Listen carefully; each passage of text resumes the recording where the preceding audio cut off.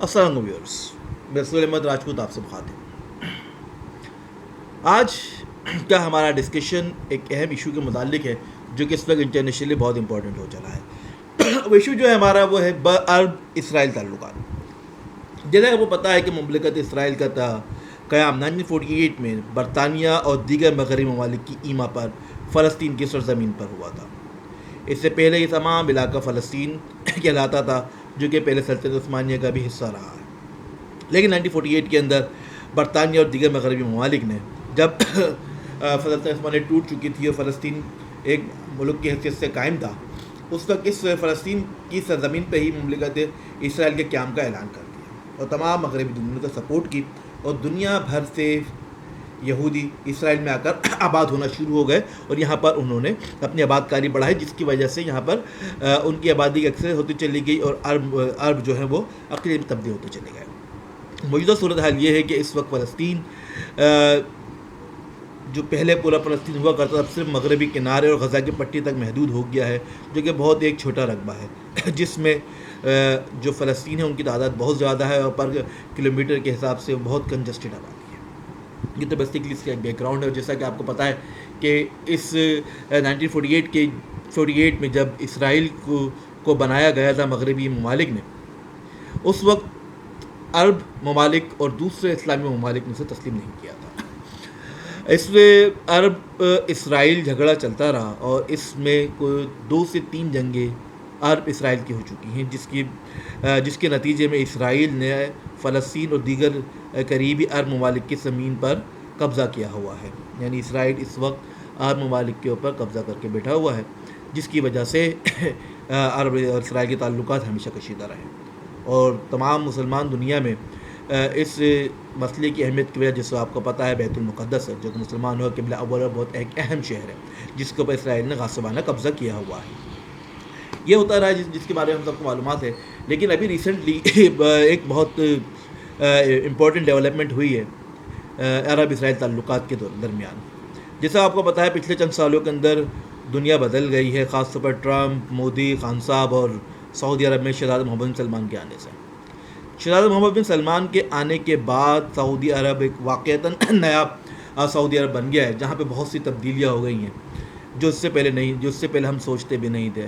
اب سعودی عرب کے اندر fashion shows بھی ہوتے ہیں، سینماز بھی کھلے ہوئے ہیں، لوگ جا کے وہاں پہ ویسٹرن موویز، انڈین موویز دیکھ رہے ہیں۔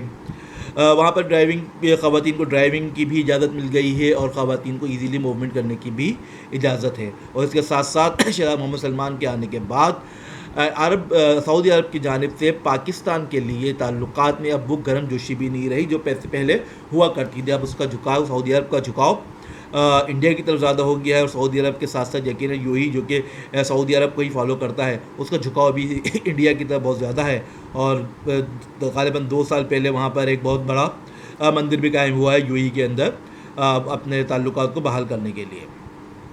تو محمد بن سلمان کے آنے سے بہت کچھ بدل گیا، تو یہاں پہ یقیناً سعودی عرب کی بہت سی پالیسیاں بھی بدل گئی۔ ان پالیسیوں کے نتیجے میں اسرائیل سے تعلقات جو کہ ہمیشہ ان کے کشیدگی کی بنیاد پر ہوا کرتے تھے، انہوں نے اس کے اندر تبدیلی کی، اور اب وہاں پر اپنی دوستی کا ہاتھ بڑھا رہے ہیں، اور اب کئی عرب ممالک ایسے ہیں جو کہ اس سے سفارتی تعلقات قائم کر رہے ہیں، جس میں UAE باقاعدہ سفارتی تعلقات قائم کر چکا ہے۔ وہاں پر ریگولر ان کی فلائٹس جا رہی ہیں، اور مختلف سفارتی وہاں پہ ویزا جو ہے، ویزے کا اصول بہت ایزی بنا دیا گیا ہے۔ دونوں ممالک ایک دوسرے کو آزادانہ طور پر ویزے ایشو کر رہے ہیں، اور دوسرے تقریباً 7 سے 8 عرب ممالک ایسے ہیں، ریسنٹلی سوڈان نے بھی یہی کیا ہے، جو کہ اسرائیل کے ساتھ اپنے تعلقات قائم کرنا چاہ رہے ہیں۔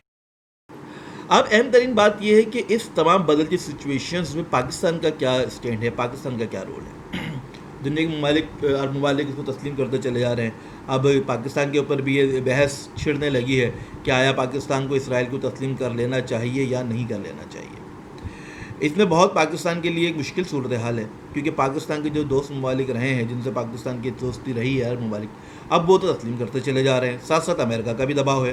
لیکن پاکستان کے لیے اپنے کو تسلیم کرنا بہت مشکل ہے، کیونکہ عوامی رد عمل جو ہے بہت شدید تر آئے گا اس کے اندر، اور پاکستان کو ویسے بھی اسرائیل کو تسلیم کرنے کی پوزیشن میں نہیں، کیونکہ وہاں پہ مسلمانوں کا قبلہ اول ہے، اور پاکستان ہمیشہ اسرائیل کی مخالفت کرتا رہا ہے، جب باقاعدہ پاکستان کے پاسپورٹ پر لکھا ہوا ہوتا ہے کہ this passport is not valid for Israel, تو اب پاکستان کیا کرے؟ پاکستان کے لیے بہت مشکل صورتحال ہے.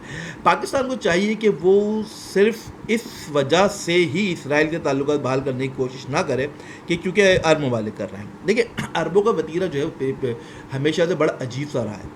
عرب ممالک جو ہیں وہ عرب سے ہٹ کر کسی کو وہ سمجھنا نہ مسلمان سمجھتے ہیں نہ عرب سمجھتے ہیں. ان کے لیے ہمیشہ سے عرب ہونا زیادہ اہم ہے بمقابلتاً اس کے کہ آپ مسلمان ہیں. یعنی ان کے لیے اگر ایک عیسائی عرب ہے تو وہ زیادہ رسپیکٹیبل ہے ایز کمپیئر ٹو اجمی مسلمان. اور یہ بھی جیسا آپ کو پتہ ہے کہ کشمیر کے معاملے میں بھی انفیکٹ اٹ سیلف فلسطین بھی پاکستان کی حمایت نہیں کرتا اور کسی عرب ممالک نے کبھی بھی فلسطین کے معاملے میں پاکستان کی حمایت نہیں کی ہے. تو پاکستان کو جو بھی ڈیسیشن لے وہ انڈیپینڈنٹلی لینا چاہیے, کسی بھی ملک کے زیر اثر ہو کر نہ لے. اور ویسے تو اگر پولیٹیکلی دیکھا جائے اور پاپولر لیول پر دیکھا جائے تو عوام اس وقت یقیناً اس کے بالکل بھی حق میں نہیں ہے. تو پاکستان میرا خیال یہ ہے کہ اس کو تسلیم نہیں کرے گا اور نہ اسے کرنا چاہیے. لیکن بہرحال پھر بھی کہیں نہ کہیں سے کچھ نہ کچھ سنگن آنی شروع ہو گئی ہے. اور سیدھی سی بات یہ ہے کہ بغیر آگ کے دھواں نہیں ہوتا, رائی پیدا کی گئی ہے, بعد میں اس کا پہاڑ بن سکتا ہے. تو عوام کو بھی اس صورتحال میں بہت زیادہ ویجیلنٹ ہونے کی ضرورت ہے کہ پاکستان کیا ڈیسیشن لینے جا رہا ہے, پاکستان کے اوپر کیا کیا دباؤ ہیں. اور اگر کسی قسم کی کوئی نوعیت آگے ڈیولپ ہوتی ہے تو پاکستان کے وزارت خارجہ کو بھی چاہیے بہت اوپنلی پاکستان کو تمام عوام کو سچویشنز بتائیں, اور کوئی بھی ڈیسیجن ہو وہ بند کمرے کے اندر نہ ہو, ڈسکشنز سے ڈیبیٹس کے بعد ہو یہ ڈسکشنز ہمارا. اینی موجودہ صورتحال تو بہرحال یہی کہ اس وقت کہ سعودی عرب اور دوسرے عرب ممالک اس سے تعلقات بڑھاتے چلے جا رہے ہیں. ٹرکی جس کے پریویسلی اسرائیل سے اچھے تعلقات رہے ہیں, اب اس کے تعلقات میں کشیدگی آ رہی ہے. پاکستان کے تعلقات بہرحال اس سے ابھی نہیں ہے, اور اب میرے خیال میں کوئی ریسنٹ فیوچر کے اندر اس میں کوئی مزید فیوچر ڈیولپمنٹ ہونے کی صورتحال نظر بھی نہیں آ رہی ہے.